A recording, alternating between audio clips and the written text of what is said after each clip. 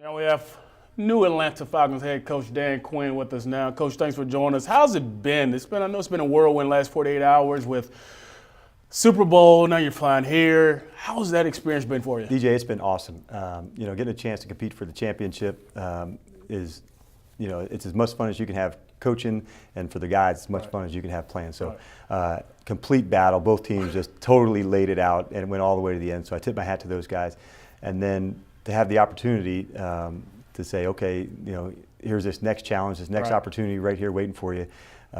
When I had a chance to visit with some teams, this was the one I said, if I had a chance to connect with these guys and be at that organization, that'd be the one that would fit with me. So for that to come through, it's been an awesome couple days. Awesome. Now that you're here, what's the first order of business for you? Is it getting your whole staff together? Is it looking at fit? What's the first order of business for you, Coach?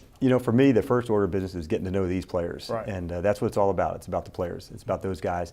The staff will have a number of guys that are already in place, but how quickly we can connect with those guys to see how far we can take them. That's by far the number one thing is getting connected with those guys. Right, and you talk about the process of, it's kind of a different process for you going from coaching in the playoffs and you have the Super Bowl, and then a lot of coaches say, hey, some teams fit for me, some teams don't. Right. You talk about what was the ideal fit? What made the Atlanta Falcons say, hey, this is ideal fit for me and my family? You know what, I think during my time in Seattle, I saw two guys between the head coach and general manager relationship between Pete Carroll and John Schneider. Right. So I saw that dynamic and I said, okay, if I ever had the opportunity, I want to make sure I would be able to get connected with somebody like they did. And so when I met Thomas, and I thought, okay, this is the opportunity. Just you ever have those moments where you first meet somebody and say, okay, I know I'd like to do this job with this guy. So I hope years from now they look back and say, when they look at us and say, oh, those two guys, they did it right. They know how to do it. And that's what I'm hoping for with Thomas and I. You talk about assessing this roster, and obviously you got weapons galore on the offense side of football, defense. Have you had a chance to assess this roster? I know you're coming off the Super Bowl and all that, and you're coming here. Have you had a chance to look at this roster and say, here are a couple guys that I look forward to coaching? And right. I haven't had a chance to look at the whole roster. I certainly know just from coaching the league, crossover tape, and you look at the featured guys. But for me to say I know the roster, I'd be totally misleading you. Like my whole sole focus over the last month was trying to help Seattle play as well as we could have. So that wouldn't have been fair to them if I had been looking ahead at a team or a roster when I really knew the main thing was making sure I did the job I could for the players, the coaches, and everybody in Seattle. Awesome. And you spoke about Kyle Shanahan and Richard Smith today. You talked about them being your OC and defensive coordinators. What made those guys say, all right, these are the guys I want to individually, respectively, be the guys for me on these side of the ball? Right. And let's start on the offensive side first. I think as a defensive play caller, the people that are the hardest and most challenged to go are the people that have balance. Right. Run and pass. Okay, I can't just run pressure. I can't just pass pressure. There's a different challenge to that. And so the way that he attacks was, certainly something that stood out to me. And then Richard and I go back a long way to our time all the way at San Francisco. So when I had the opportunity to know that it was going to be important for me to have the style and scheme that we played in Seattle to input here, as opposed to trying to hire somebody to do their scheme.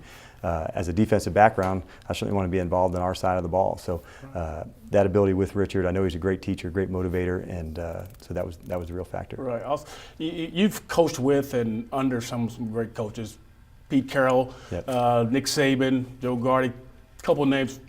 What have you learned from those guys? Have you taken some tidbits or some lessons from them that say, hey, that's going to help me now as a head coach myself? I have so many times, and I've been so fortunate, from my time in the NFL with Mooch and Nick and Pete and different guys. So I think probably one of the things I learned most from Pete is continually try to push it, to try and evaluate it. Is there a better way to do it, as opposed to just sitting back, well, this is how we've always done it.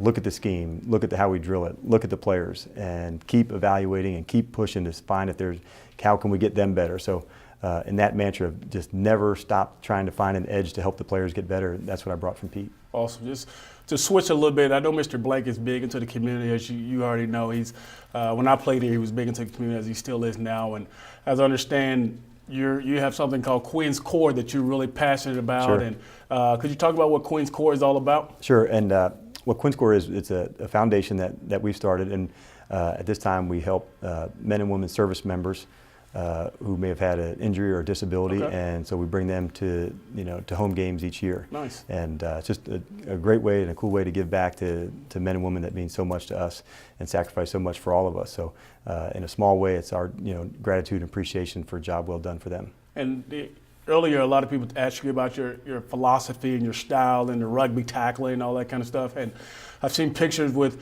you with boxing gloves on with you guys in Seattle. Can you explain kind of what the boxing gloves? I know you like boxing from what I hear. So how does that correlate with football and also with boxing as well? My background, in coaching pass rushers, one of the things you're always trying to develop with those guys is your hand speed. So for you as a quarterback, there was always guys to throw and to catch to. Yeah, so absolutely. as rushers, how did you find ways to integrate things into their game to help them develop? It's not just the lifting and the running at that position, so it's the hand speed, the quickness that you can do. So developing that hand speed was an important part of the rush aspect. So it was my way to help, continue to push those guys and help them develop. Now, you come from a place in Seattle where they talk about the 12s and how loud it is, and you talked today in your press conference about how you're looking forward to the fan base and how integral the fans are in Atlanta. They love everything about what's going on, and there's some stuff going on Twitter. I'm not sure if you're on Twitter yet, but the people are loving you right now. They got some hashtags for you now. I'm gonna read a couple of them for you. See what you like. There's Quinning. There's All I Do Is Quinn. There's a Quinn at all costs, and there's a Quinn Incredible. So as you can see, the Falcon fans are really, really excited to have you. Now, another thing people may not know is you were inducted into the Hall of Fame at Salisbury University, correct? Correct. And you own the record for hammer throw, is that correct? That's correct. Tell me about hammer throw. For me, track and field was a great balance. I did it in high school and in college, and it was the great balance. In football, there was games where maybe you played well, but your team lost and you felt down, or your team won, you didn't play as well. So the one great part about track and field was it's me against you in this competition right here. Absolutely. And it had nothing to do with anybody else. So I like that part of that balance. Awesome. And so I had a blast. It was just another way to compete. And so for me, doing track and field, I loved it. I had a blast doing it. And getting back to the fan base here, it's really cool to be in a community where football is this important. Yeah. And I know in this part of the country it is, and when I was in Seattle with the 12s it was, and I can't wait to be a part of this group and have those guys as fired up about Atlanta Falcon football as I am to be the head coach here. Awesome. And Salisbury University, their mascot is Sammy the Seagull, is that right?